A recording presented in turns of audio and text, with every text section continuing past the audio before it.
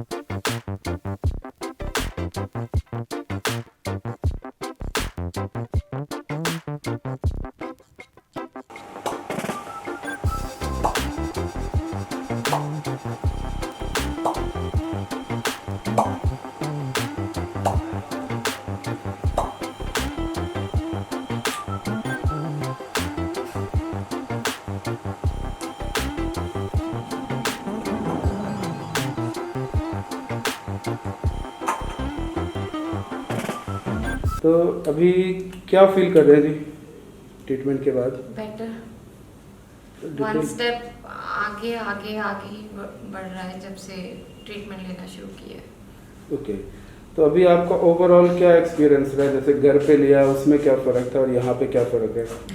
घर पे तो इट वाज लाइक कि हम यहाँ तक मूव होके आ सकें उसके लिए था, एंड यहाँ पे तो अभी जैसे बता रहे हैं कि वन कपिंग स्टेप थेरेपी दी, फिर ये कायरो हुआ एंड ये न्यूरोथेरेपी न्यूरोथेरेपी, ये सब मिलके मतलब यहाँ पे ज़्यादा ट्रीटमेंट हो पा रहा है as compare to home. But जैसे मेरा केस था कि मैं पहले उठ ही नहीं पा रही थी, तो वो इतना कर दिया मुझे कि आप आओ क्लिनिक पे, फिर क्लिनिक पे और एडवांस ट्रीटमेंट मिल रहा है। तो व्यूअर्स के लिए क्या आपका सजेशन है और क्या उनको मैसेज देना चाहते हैं आप दोनों के लिए? अगर किसी को इस टाइप की प्रॉब्लम है तो I think must go with this type of treatment, because मतलब जैसे इनकी हालत थी ये तो मतलब स्टैंड भी नहीं कर पा रही थी, एंड आज ये अपने आप चल के 4th डे पे आई हैं अपने आप यहाँ पे। This is all because of this treatment. I don't know इस थेरेपी के बारे में किसको नॉलेज है नहीं है, मुझे भी नॉलेज नहीं थी।